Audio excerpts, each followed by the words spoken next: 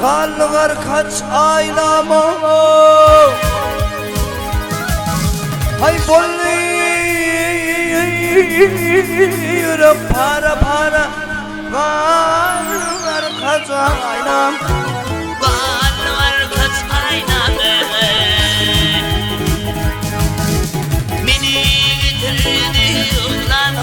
Karlılar kaç aynam bolli yürü para para Karlılar kaç aynam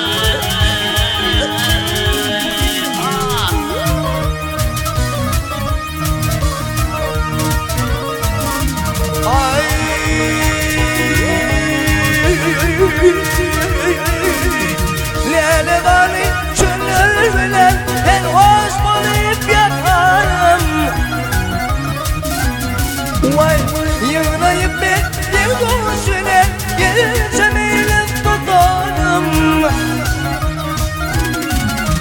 Güllerime aşık olup Asfadına bakarım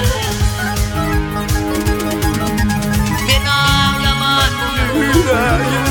Karlığa tamatınım Duran yerim bedeni Karlılar kaç aynam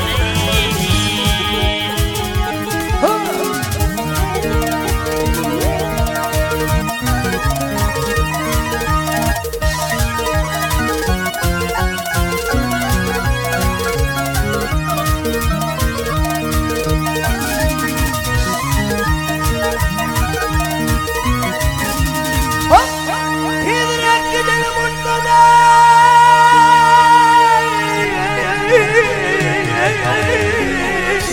Osman varmasın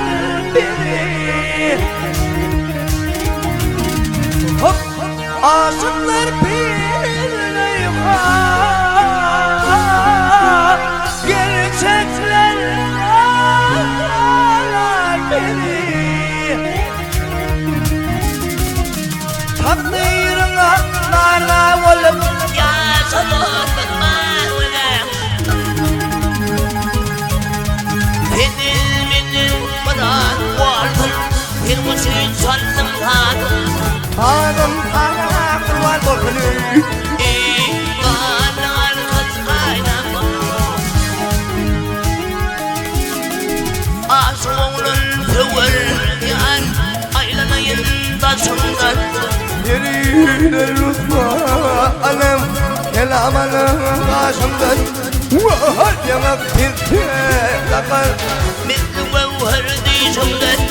Yüreğimde kalmam Gecelerler karşımdan Hop hey bonni